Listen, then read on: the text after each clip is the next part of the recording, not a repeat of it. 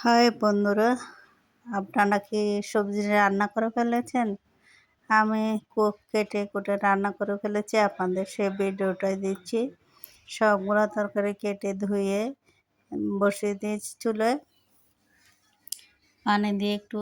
এটার মধ্যে বুটের ডাল ফেলানো দিয়েছি, এখন দিলাম মুগ ডাল ভাজা, তারপর হলুদ দিয়েছি, আদা বাটা দিয়েছি, তারপর দিয়ে দিলাম শুকনো লঙ্কা গুঁড়ো, ধনে গুঁড়ো, তারপর দিয়ে দেবো জিরে গুঁড়ো।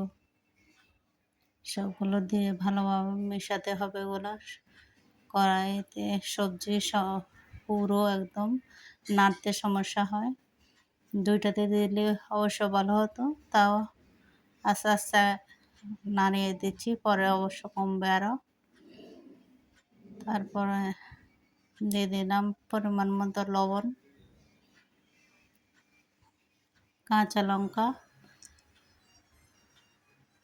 তেজপাতা। এবার সবগুলো নাড়িয়ে দিচ্ছি,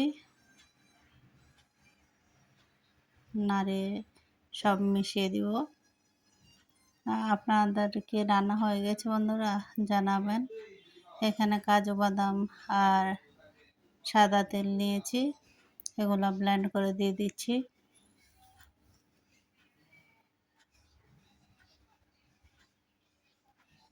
দিয়ে দিলাম। তারপরে এখানে গরম মশলা নিয়েছি একটু, এগুলো ব্লেন্ড করে দিয়ে দিব। এবার এগুলো ভালোভাবে মিশিয়ে দেব। মিশিয়ে দিয়ে এবার সামান্য পরিমাণ চিনি দিচ্ছি। চিনিটা দিলে একটু ভালো লাগে সবজির মধ্যে। তো এবার ভালোভাবে মিশিয়ে দেব। চিনি সবজির সবগুলোর সাথে যেন মিশে যায়, সেভাবে নাড়িয়ে দেব। এবার দিয়েছি সরিষার তেল। তেল গরম হলে এখানে দিয়ে দিচ্ছি শুকনো লঙ্কা, তেজপাতা, তারপর দিয়ে দেব পাঁচফোড়ন। এগুলো একটু কিছুক্ষণ ভেজে নেব, হালকা আঁচে ভেজে নিয়ে তারপর ওগুলা আমি সবজির মধ্যে দিয়ে দিব। কারণ বেশি সবজি তো কষিয়ে রান্না করে নিই, এভাবে সিদ্ধ করে রান্না করেছি। অল্প সবজি হলে কষিয়ে রান্না করতাম, তো এইভাবেও রান্না করলে অনেক মজা হয়। দেখেন, এবার তেল দিয়ে দিচ্ছি আমি। সবগুলোতে যেন তেল ঢুকে ভালোভাবে, আমি সেভাবে প্রত্যেক পাশে অল্প অল্প করে দিয়ে দিচ্ছি।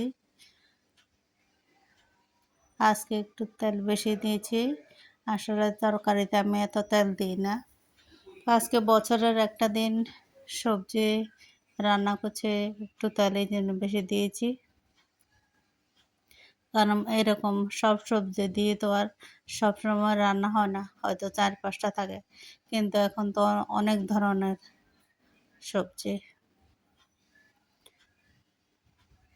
সবগুলো আমি ভালোভাবে মিশিয়ে দিলাম, তারপরে ধনেপাতা দিয়ে কিছুক্ষণ ঢেকে রাখবো। হয়ে গেল আমার সবজি রান্না। আপনারা জানাবেন কেমন হয়েছে। সবাইকে অনেক ধন্যবাদ। আমার ভিডিওটা লাইক, কমেন্টস এবং শেয়ার করবেন।